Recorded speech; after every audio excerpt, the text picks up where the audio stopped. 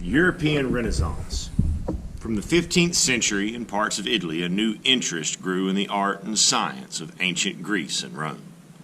Ambitious painters mixed these ideas with those they had seen in the work of pre-Renaissance artists such as Giotto, and tried to make the most lifelike art they could.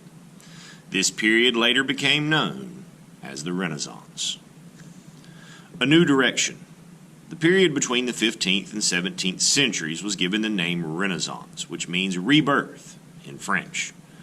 In the 19th century, this movement spread across Europe, as Renaissance artists used skills and ideas that had been neglected since Roman times, adding new methods such as linear perspective to make their art even more realistic. The Mystic Wheel, circa 1551 or 1451 to 1452, by Friar Angelico. This ambitious work uses an unusual circular composition to show a vision of Ezekiel, a Christian Old Testament prophet. Funding the arts. The powerful rulers of Italian cities such as Florence, Milan, Siena, and Venice used the wealth they had made through trade and banking to fund the arts.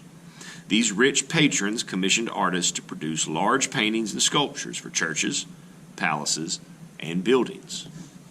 It's the Adoration of the Shepherds, 1485 by Domenico Ghirlandaio. This large altarpiece was made for a church in Florence. Venetian color. By the 16th century, Renaissance artists in different cities had begun to develop their own distinctive styles. Artists of the Venetian school, such as Titian and Tintoretto, experimented with oil paint. They found that they could use this new paint to create rich and glowing color effects. Doge Alvise Mocenigo and Family before the Madonna and Child, 1573, Tintoretto. Rich patrons were often depicted in Renaissance paintings. The Doge Mocenigo is a prominent Venetian leader, is shown here in glowing oil paint colors, kneeling at the front left. Stylized figures.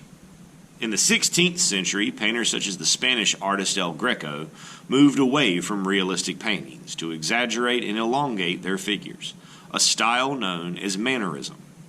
This means that their paintings often appear out of proportion with awkward poses, unusual perspective effects, and unnatural lighting and color. St. John the Baptist and Francis of Assisi, circa 1541, El Greco. These figures have been made taller in the Mannerist style. They stand in a rural scene bathed in unnaturally blue light, which makes the sky feel very close.